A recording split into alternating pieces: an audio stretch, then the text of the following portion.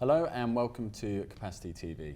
I'm delighted to be joined today by Mahesh, VP at Datamena. Welcome. Thank you. Mahesh, to start off with, can you talk to me about what the opportunities are for Datamena in Asia right now? Datamena as a transit platform and a hub for the Middle East forms as an opportunity for the Asian carriers to look at the market, the developing market in the Middle East. The Middle East has been one of the largest growing markets for internet and bandwidth, and there's an opportunity for the Middle East carriers to tap into this market.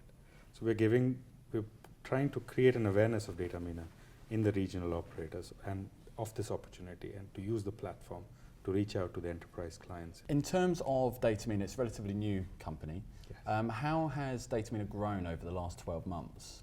And what do you think are the sort of main drivers for that right now? It's been a fantastic success story. So for us, we've grown from 0 to 33 customers in a very short span. So we're looking at more than two or three customers a month, deploying them in our data center. The year of 2013 was a year we thought we would do the build up of the ecosystem. That's what we're trying to do, have a good mix of carriers, content players, the internet exchange in it. So the driver has been the way we have approached the market. The latent demand there has been a demand for a transit hub, and I think we have addressed that demand.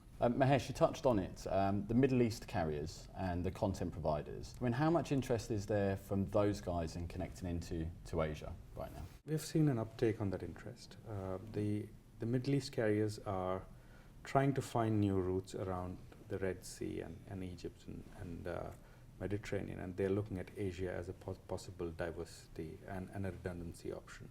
So there's an increasingly a larger trend to push some of the data requirements and IP requirements into Asia. So I think that is where the opportunity lies, both for the Middle East carriers and for the Asian carriers trying to tap into the Middle East markets. How competitive do you think it is right now in terms of Datamena obviously launching over a year ago? Is there much competition in the market? There is, and I think that is healthy for everybody. There are other projects that are there and who offer services, and I think that for us is a positive indication of the fact that the concept works, and then there is a demand for it. And as we know in this industry, partnerships are key. There was a recent announcement, I think in September, about the MEETS project. Perhaps you can just tell us a little bit about what MEETS actually means for Datamena and your sort of position in the wholesale space. MEETS stands for Middle East Europe Terrestrial System, and as the name suggests, that's what we're trying to do, create a terrestrial system from the Middle East to Europe. Again, it was trying to create diversity from the traditional routes, submarine routes that travel, and also create a highway in the Middle East. What MEETS does is create a very, very low cost base connectivity inside the GCC region, and that we think would create a larger traffic flow inside. The goal of Datamena is to bring content home, to bring content back into the Middle East. We have seen that 96% of the traffic from the Middle East tends to go outside to Europe, America, or Asia. We want to bring that, make it much less. We want to change that percentage, and MEETS would play a very critical part in doing that. I think it allows inter-regional connectivity at very high bandwidths at a very, very cost-effective price point. Mahesh, just for the benefit of our viewers, perhaps you could just list who were part of that consortium. The consortium comprises of Vodafone, Zain Group, and Zagil, and Du. The intention is to take the cable through Iraq into Europe. Okay.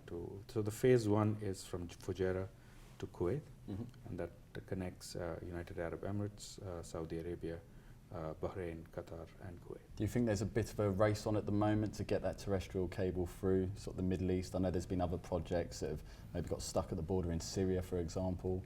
Is this a better? No, I don't think there is a race for it at all. I think more routes are better for everybody. I think there's an over-reliance on certain routes, which is primarily the Red Sea route, Yeah. and having more routes across terrestrially, as many, I think help, because I've even come across some of my network planning people thinking of using an around Africa route. So they're looking at a route just to have diversity, Wow. which would go around around Cape Town and around Africa.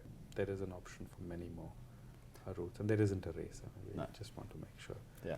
we have a good product for our customers. Just a final question with regards to your customers. Obviously, the customer base is increasing all the time now, carriers, content providers, and enterprises. As an organisation, how nimble do you have to be, especially with contracts now with sort of enterprise customers that want things now, straight away?